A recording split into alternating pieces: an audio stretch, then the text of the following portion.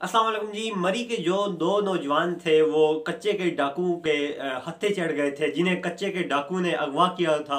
उनके हवाले से बात करूंगा। गुज़िश्ता रात से खबरें चल रही थी कि वो लोग बाजियाब हो गए हैं, और साथ ही ये भी खबरें चल रही थी जी कि ये फेक न्यूज़ है, वो लोग अभी तक बाजियाब नहीं हुए।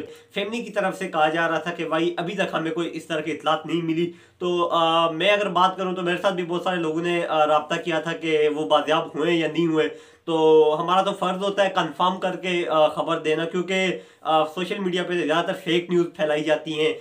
अगर मैं बात करूँ इस केस के शुरू के दिन के हवाले से, जब ये अगवा किए गए थे तो उन दिनों में भी काफ़ी फेक न्यूज़ फैलाई जा रही थी।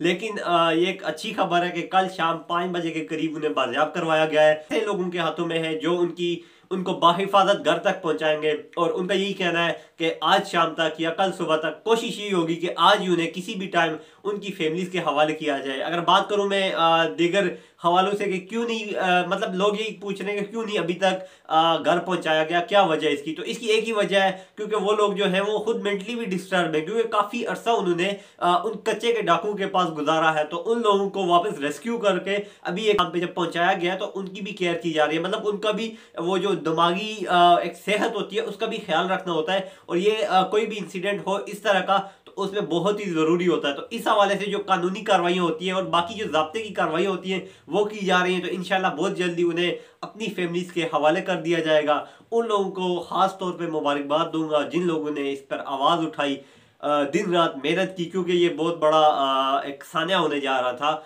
और बहुत बड़ा वाक़या था अपनी नौयत का। तो बहुत ही लोगों ने मेहनत की है, उन लोगों ने खास करके बहुत मेहनत की है जो इस काम में असल किरदार हैं। जिन लोगों ने मेहनत की है उन्हें मुबारकबाद पेश करते हैं। मरी के लोगों को मुबारकबाद पेश करता हूँ जिन्होंने हमेशा से जुल्म के खिलाफ आवाज़ उठाई है। इस पर भी अगर वो आवाज़ ना उठाते तो शायद ही ये मामला दब जाता और कोई भी इस पर ना बोलता। तो शुक्र है जी कि वो लोग बाजियाब हो गए हैं, और इंशाल्लाह बहुत जल्द वो अपनी फैमिली तक पहुँच जाएंगे।